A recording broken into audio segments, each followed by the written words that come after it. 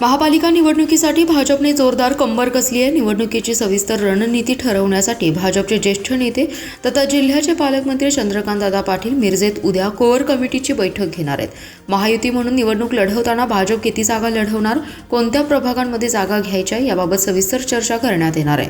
याशिवाय इच्छुकांची मोठी संख्या असल्याने उमेदवारीचे मेरिट आणि सर्वेक्षण याबाबत पालकमंत्री पाटील आढावा घेतील। या बैठकीमध्ये महायुतीतील घटक पक्ष असलेले राष्ट्रवादी काँग्रेस आणि एकनाथ शिंदे शिवसेना यांच्या बाबतीत ही चर्चा होण्याची शक्यता आहे।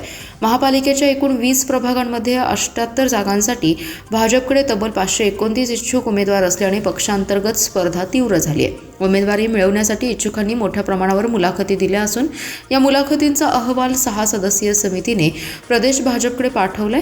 भाजपकडे इच्छुकांची संख्या मोठी असल्याने उमेदवारी निश्चिती हा पक्षासमोर मोठा प्रश्न ठरलाय। त्यामुळे उमेदवारीसाठी मेरिट, स्थानिक कामगिरी, संघटनात्मक योगदान आणि प्रभागनिहाय सर्वेक्षणाचा अहवाल यांचा सखोल अभ्यास या बैठकीत करण्यात येणार आहे। पालकमंत्री पाटील स्वतः या संपूर्ण प्रक्रियेवर लक्ष ठेवणार असून अंतिम निर्णयासाठी प्रदेश पातळीवरील नेतृत्वाशी समन्वय साधण्यावरही भर दिला जाणार आहे। दरम्यान उमेदवारी अर्ज करण्याची प्रक्रिया 23 डिसेंबरपासून सुरू होणार असून अर्ज भरण्यासाठी 5 दिवस शिल्लक राहिले। त्यामुळे भाजपकडून उमेदवारी कधी जाहीर होणार याकडे सर्व इच्छुकांचे लक्ष लागले असून आजच्या कोअर कमिटी बैठकीकडे संपूर्ण राजकीय वर्तुळाचं लक्ष लागले। शहरातले जे काही पेंडिंग भावनिक आणि विकासाचे विषय आहेत ते आम्ही सोडणार नाही। त्याच्यामध्ये स्वर्गीय लोकशाहीर अण्णाभाऊ साठेंचा पुतळा हा एक भावनिक विषय आपला आहे।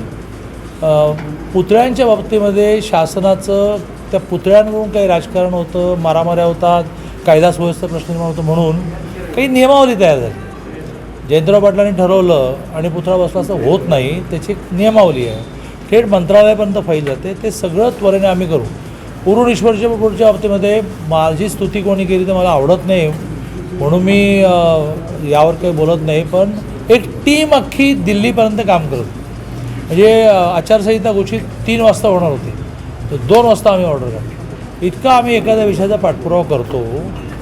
त्यामुळे कारण त्याच्यामध्ये दिल्लीहून पहिलं नोटिफिकेशन निघतं, त्या नोटिफिकेशनच्या आधारे उरून हे नगरविकास खातं जोडतं। नगरविकासने फाईल तयार ठेवली होती आणि जसा दिल्लीहून आदेश आला लगेच त्याने उरून जोडलं। तसं 52 कोटीचा मार्केट असेल, 198 कोटीचं भुयारी गटार असेल, 124 कोटीचं पाणी असेल, सगळ्याचा पाठपुरावा करू। काय काढलं क्रांतिसिंह नाना पाटलांचा पुतळा आम्ही ॲग्रिकल्चर कॉलेजवर करतो। क्रांतिसिंह नाना पाटलांचा पुतळा हे सदाभाऊ खोत कृषी राज्यमंत्री असताना त्याने मुख्यमंत्र्यांच्या मानेवर बसून कृषी महाविद्यालय मिळवलं आणि त्या कृषी महाविद्यालयामध्ये त्यांचा आग्रही आहे आणि नावही त्या कॉलेजला तसंच दिलं आहे, क्रांतिसिंह नाना पाटील नावही दिलं आहे आणि पुतळा उभा केला। तशी जिल्ह्यामध्ये शिवाजीराव देशमुखांसहित खूप स्मारकं मान्य झाली, कामं सुरू झाली।